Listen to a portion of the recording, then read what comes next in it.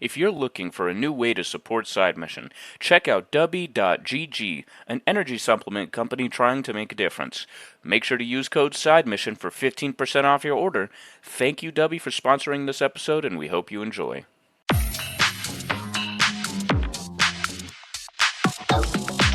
Welcome into the newest episode of Side Mission. I, like always, am your host, Rusty Ellis, joined by the boys, Kyle Lynch and Matt Beck. And today, we've got the first of two DLC reviews. I don't know that we've actually done a DLC review now that I think about it. Maybe we have and I'm just forgetting it. But today, boys, we are talking about the God of War Ragnarok DLC, Valhalla. And I think if we wanted to just simplify our thoughts of this DLC, and I think that I'm correct in speaking for the three of us here. I think that the three of us all love this DLC and that it's very well done. It adds a lot of really, really cool story elements and gameplay elements to God of War Ragnarok, obviously after the story of Ragnarok.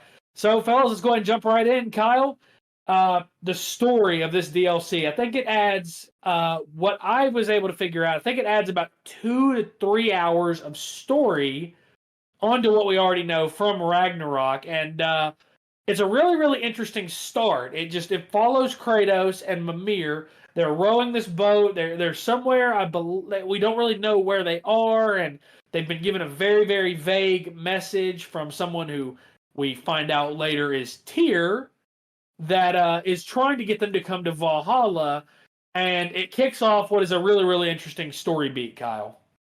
Yeah, when we were watching the Game Awards, saw Kratos pop up on screen, I hollered. And when they said that this DLC was going to be free and released the following week, I was floored. I couldn't believe it. And this DLC absolutely exceeded my expectations. Man, there's so many things to talk about. The fact that it was a roguelike, which is obviously going to, sit really well with me because I'm a big fan of roguelikes. But I was very, very impressed with the way that they incorporated their form of storytelling in with a roguelike, because roguelikes aren't really, they're not really known for their story. I mean, most of them have a story, but they're all about the gameplay. And this was really cool to see Sony Santa Monica kind of try their hand at a different genre. And in my opinion, it worked very well.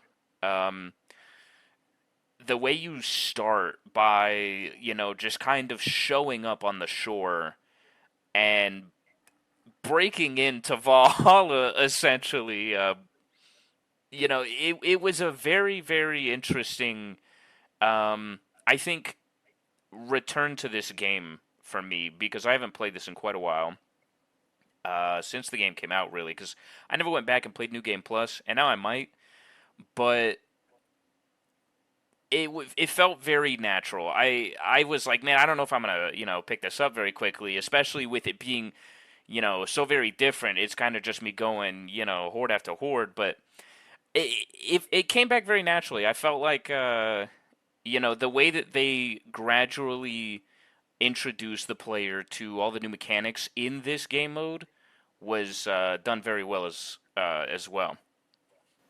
Yeah, I think that this story and this combat really lends itself well to the roguelike genre. I don't know about you, Kyle, but I personally didn't really have any hesitations when it came to the gameplay or the combat. I felt like there was always something there that could work, and I feel like we saw a little bit of that, a little bit of some of these elements maybe in God of War 2018 with everything you had to do in Niflheim. I don't know if maybe you feel differently there, but I felt like, going into the maze in Niflheim, into the mist, was maybe kind of a precursor to this. Was maybe them trying some things out here, and because I remember when you go into the maze in Niflheim in 2018, it would change it up. It would be different every time. It would, you would go in, you'd try to get as many mistakes as you can, and you'd try to leave without dying. And if you died, then you lost everything that you had on you.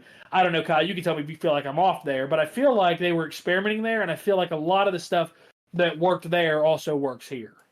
Absolutely. I definitely think that was them, kind of testing to see if anybody really liked Niflheim, because if they didn't, it was just a realm. It wasn't a big part of the story. I think Niflheim was completely optional, actually. Yes. So it wasn't too big of a risk. I think that them making this entire DLC was a much bigger risk because while I, and I'm pretty sure all of us, enjoy roguelikes, not everybody does. And, I think that this is a great introduction, because it's God of War, you're going to be very familiar with the gameplay. It's not like you're having to pick up a completely new game. However, I can understand, for people out there that are used to playing the 2018 game and then all of Ragnarok going into this and it being very different, having your opinions about it. But I personally really, really enjoy roguelikes. So this, I don't have that side of the argument. I think that this was amazing, and maybe that's just my bias talking. But it also didn't feel, like you said, it didn't feel like it was hard to pick up because the combat fits so well into it, especially with us already, for those of us who went for 100% completion in 2018, we've already done this in, the Niflheim realm, and this was actually executed a lot better than Niflheim was. Not that Niflheim was bad, it's just I think that they saw what they could improve there and absolutely did, and they smashed it. I agree. For those that obviously don't know, the basic gameplay flow here is once you enter Valhalla, and we'll talk more about the story and kind of some of one of the funnier earlier interactions that you have with Freya and Sigrun and the Valkyries after your first visit to Valhalla, is basically you enter Valhalla and you enter with a very, very basic loadout. Your first time in, you'll have no shield. You'll just have your Leviathan axe. And do you have the Chaos Blades on your first run? I don't believe you. Yeah, I believe you're limited to just the axe. And you go through the realms, you open chests, you defeat enemies, and you basically go through these realm portals in the realm between realms until eventually you obviously either get to the end and get to the boss, or you die and have to start the run all over. Obviously on higher difficulties, which is I think a very interesting addition to this, because in most roguelikes, Kyle, you don't see difficulties. So that's kind of a very weird. That's a very weird take on it. Is the fact that Mm-hmm. you can play on an easier difficulty, you can play on a harder difficulty. It's really interesting. But Matt, I feel like the big thing here is this game or this mode. It keeps you in combat, and that's one of the best parts of these new God of War games. Has been the combat. I said it with Armored Core earlier in the year that what I liked about it was that it put such an emphasis on the combat and on maximizing your time in combat. And I feel like, Matt, this mode does the same, and that's awesome. Yeah, I absolutely agree with you on that. Especially because we're all talking about, enjoying roguelikes. I'm not exactly the biggest fan of them, but I do like to play them as just kind of a way to challenge myself because I feel like a lot of these days video games don't really challenge you, but that's why I appreciate roguelikes, to be honest. But one thing that I love about this game, as we talked about, the combat, and this is definitely a really good beginner's entryway into roguelikes, is with all the chests that you're opening. You got to be very strategic here, and I appreciate that sort of that input that they placed in here. That it's not just about with you playing the story campaign. You can either just press button mash, or you can be strategic with what you're doing, especially if you're fighting some of the harder bosses. Thanks for beating one for me, Rusty. So, but this one you can't exactly do that. And honestly, one thing that I noticed in my playthrough is that I will sometimes stick to a single weapon for each different playthrough to see what fits, to see what works as I'm upgrading them. I'll focus extremely on, solely on those. And I've definitely focused on my health because let's just say I have not played Ragnarok since I beat it almost a year ago. So I was a little, no offense, rusty. I was a little Oh, fuck rusty on my you. combat here. I was actually getting my ass kicked, so I did have to downgrade the combat level difficulty. But I'm getting back into it. So as I've gotten back into it and experimenting, I've really been enjoying it. I love the strategy behind it when it comes to you want to focus on keeping your defense, your attack, and your health and health regen at a certain way. That way you're not getting your ass kicked in future and future attempts. Sorry.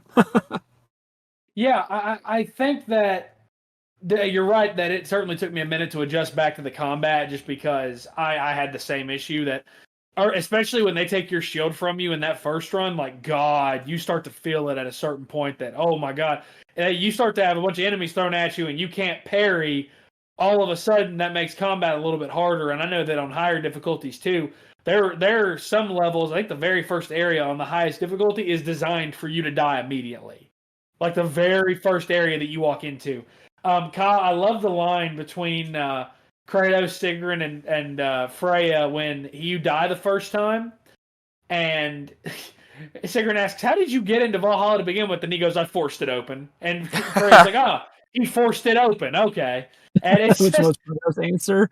it's just one of those where they're like, you can kind of see that this DLC does take place a little bit of time after the end of Ragnarok because they've kind of gotten used to Kratos' way of doing things. Where, oh, him forcing his way into Valhalla, okay, I guess that's just his thing now. Like it's a very funny interaction, but Kyle, obviously the story itself, Kratos is faced with a decision. Freya has asked him to, I don't think it's actually said, but I'm pretty sure it's alluded to. She has essentially asked him to, I'm assuming, take the on the mantle of the God of War in this realm and to take a seat at her side and helping her run and helping counsel the nine realms.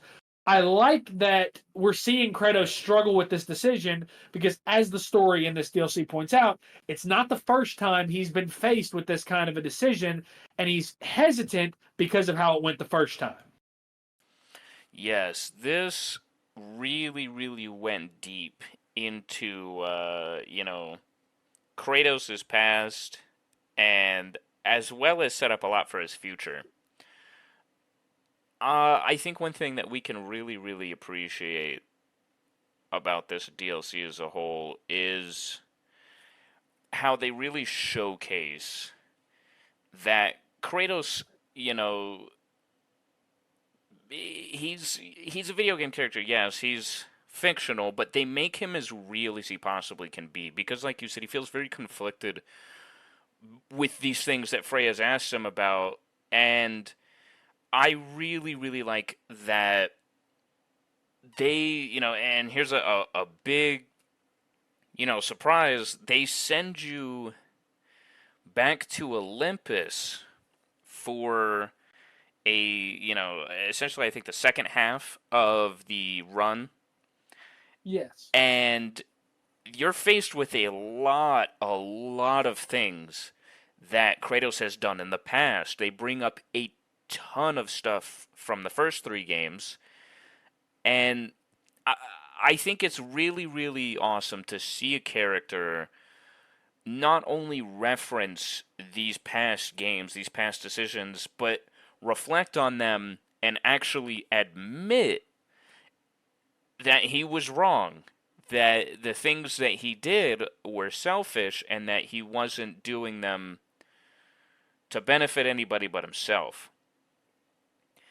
And there's some people like the original the original creator God of War who think that that was not a good they think that Kratos went too soft, and I have the complete opposite opinion. I think that this actually makes him stronger because he's recognized, like when he talks about killing the boat captain just to get the key to save those women.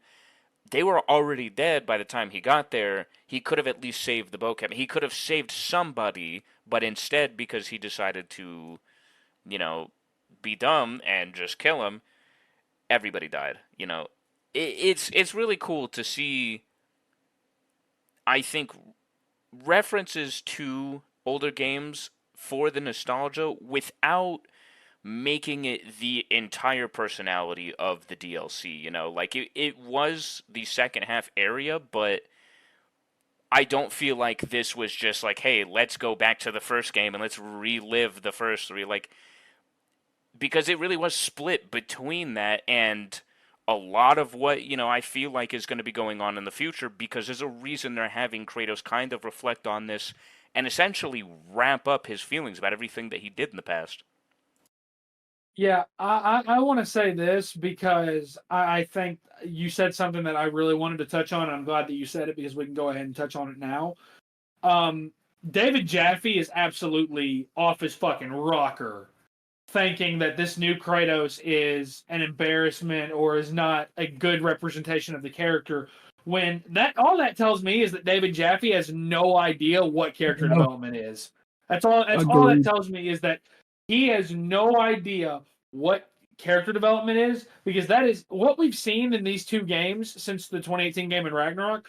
We've seen nothing but great character development. That this Kratos is older, he's wiser, he's more battle tested, he's more calculated, he uses logic. Sure, he still has his violent streaks, and sure, he still has his anger issues, but they're not nearly to the extent that we saw in the God of War saga that was in Greece. So I think that he's way off base, David Jaffe. It just tells me that he has no idea what kind of character he created when he first made the games, and it's really disappointing to hear somebody who created such an influential game series and game franchise.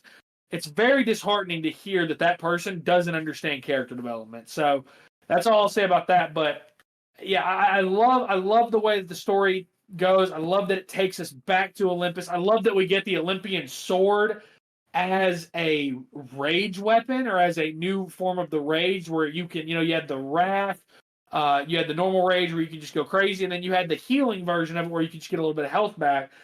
And the fact that you can now take that into New Game Plus makes me want to play through New Game Plus just so I can use the sword there, because I feel like that would just be a lot of fun. So I love that edition. I love Helios's edition as well. At some point, you come across a chair in one of your Yes. runs, and it turns out it's the chair that Kratos once sat in when he was in Greece, and it's a chair that he's been in before. It's similar to the chair that Freya wants him to sit in now as as one of the leaders of the Nine Realms.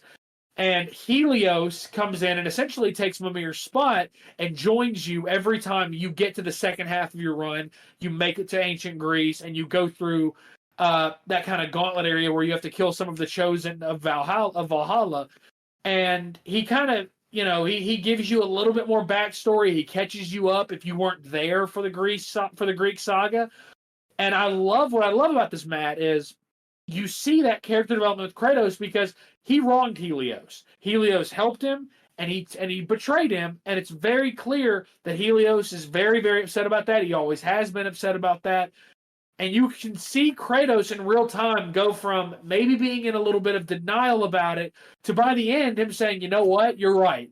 This was my fault. You were a friend of mine, and I betrayed you. But, and Matt, I like this as well because, again, I feel like this is very true to life. While Kratos is very sincere and he's very apologetic by the end, Helios' reaction is, well, it's a little too late for that. You killed an entire pantheon, you killed thousands, you killed a ton of innocents. I liked it. It all felt very real, Matt, or at least, Matt, as real as a story about gods, about Greek gods and Norse gods could be. Yeah, as someone who I did play the original trilogy and the two PSP games, it's insane to me to see this is Kratos now. And as you are playing throughout this DLC, and for people who maybe have not touched upon the original, you really get a look into exactly what kind of horrible things Kratos did. I mean, these are just puzzles, man. Like I remember the first time playing God of War 3, and you get to that moment with Helios, and then you're just basically slowly ripping his head off to a quick time event is just mind baffling back at the time. And seeing Helios make a return out of just nowhere was crazy to me, especially harking back. There's a moment after you put his head in a cage and you're pushing it. There's a moment that you get that weapon, and that's actually I let that call back because that's one of the older weapons from one of the older games. And I'm hoping with future God of War games that we actually see a return of those, like the gauntlets and other things, because God of War has so many different and really cool weapons. And I love to see that, especially how they brought back the Chains of Olympus in 2018, and then introducing the spear in this game. Don't underestimate the not just the combat in God of War, but just the weapon types. It's crazy to me to see that.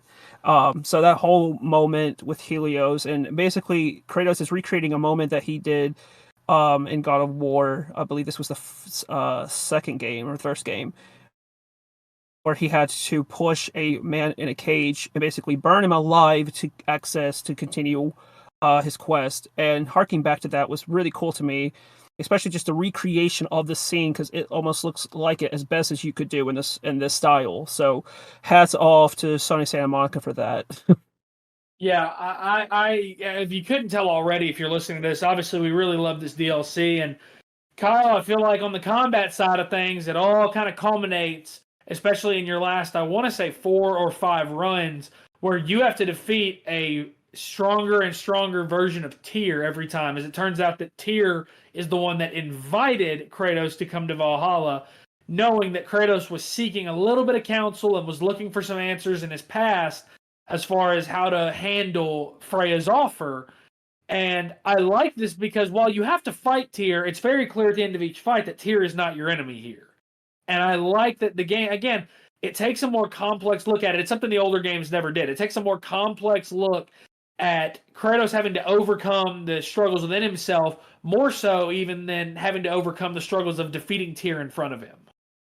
Yes, that was a perfect analogy, honestly. I think the different levels of fighting tier, 1, 2, 3, and 4, when he gets harder and harder. Also, his design changes. It's one of those things. I love small details in games, and that was something that I really appreciated. That not only does he use a different weapon every single time, but that they actually change his design. He starts, like his hands start glowing, and like he starts getting like these symbols on his head, and his outfit changes.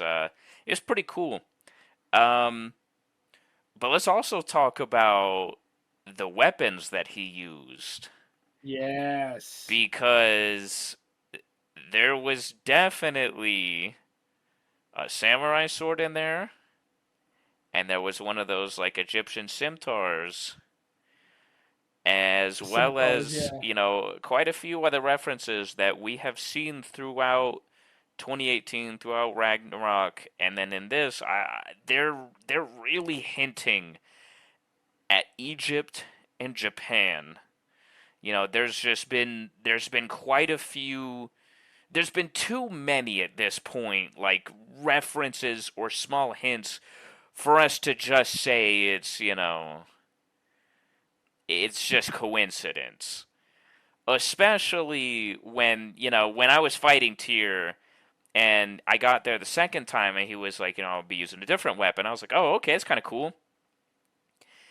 And then it hit me. I was like, wait a minute, what if I fight him 4 times? And you actually end up fighting him 4 times, and he ends up using, those other two weapons. But when he pulled out the samurai sword, my jaw dropped. Because I was like, you cannot get any more in your face about it than that. Like, man, those fights were so much fun. He was very tough, though. I'm not going to lie. He killed me a couple of times, and that's when that pain of being a roguelike really hit, because I thought I was stacked until I get to tier, get completely reset.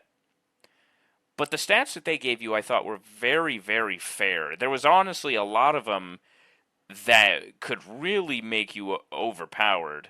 I also like that they had like these different symbols on the doors that would tell you what kind of chest you're gonna get. That was actually very different. There's not a whole lot of roguelikes that do that, that tell you, like if you go through this door, there's like going to be this kind of item in there. It's really just randomized, completely RNG. So this gave me a little bit more strategy. I was able to kind of, strategize how I'm going to build my Kratos by, taking different paths, saying that, okay, I've already got, 2 or 3 different weapon rune attacks. I should go for some stat upgrades, or I should go for some, I can't remember what they were called. They're not medallions. The glyphs. Artifacts, yeah. The Yeah, yeah, artifacts. yeah. It was very well done, I think, in terms of being able to strategize building your character versus other roguelikes that I have played.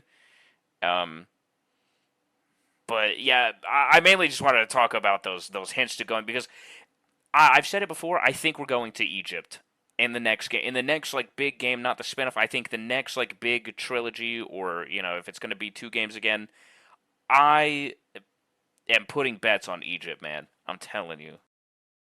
Yeah, I'm with you that I feel like Egypt is absolutely the next place we're going to go. I will say, I don't think we're quite done yet with the Norse saga yet. I know that obviously they were very clear that like Ragnarok was the end of it all, but I just get the feeling that when you look at the end of this DLC, when Kratos makes the decision to join Freya and ultimately does overcome all of his, I guess we'll say, his feelings regarding the past and confronts his younger self, actually at the very end, which I thought, Kyle, was one of the coolest parts, was the last time you beat Tyr and you're finally able to open the door, you come face to face with younger Kratos. And not a single word has to be said.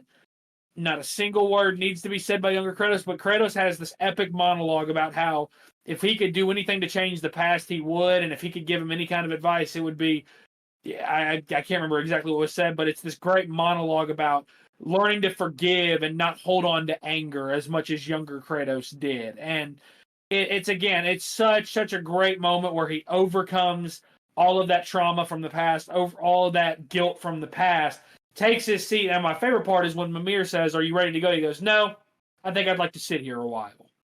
And you can tell Kratos has found peace finally. And I think that a fair bit of that, if I have to speculate, I think the reason why Kratos was so unsure, I think a lot of that has to do with the fact that he doesn't have Atreus anymore. Atreus is out living his life and walking his path, and now Kratos has to find what's next for him after Ragnarok, and he never envisioned a life without Atreus. Once he and Atreus got close after 2018 and Ragnarok, I don't think he ever envisioned that, so he had to find his path again, and he's found that now finally. So I don't think we're necessarily done with the Norse saga yet. I think we might get one more game there. I don't know if it'll be a spinoff with Atreus like has been rumored, or if it'll be another full game. But I absolutely think that there's going to be more to come from the Norse saga, and I do hope that Egypt is where we go next. Matt, I'll let you wrap us up here. Is there anything that we haven't touched on that you want to touch on real quick? I do want to touch on what I do like about this game with a lot of the back dialogue is just how we get a deeper look into like Mimir and Sigrun's relationship. I thought that was a nice little touch, and I even like that there's like these little hints here and there. Like everybody can see this that Kratos and Freya do have a thing for each other, which is more about respect and all that for each other. But you could tell that there's more there. I agree. I think that, again, all the little backstory, because I think we learned about two of the other Valkyries as well. I know we learned about Air, and I think the other one is Gunnar that is also there. I think that's her name, Kyle, if you want to correct me. I think those are the two Valkyries that are there as well, that you kind of learn a little bit of their backstory as well.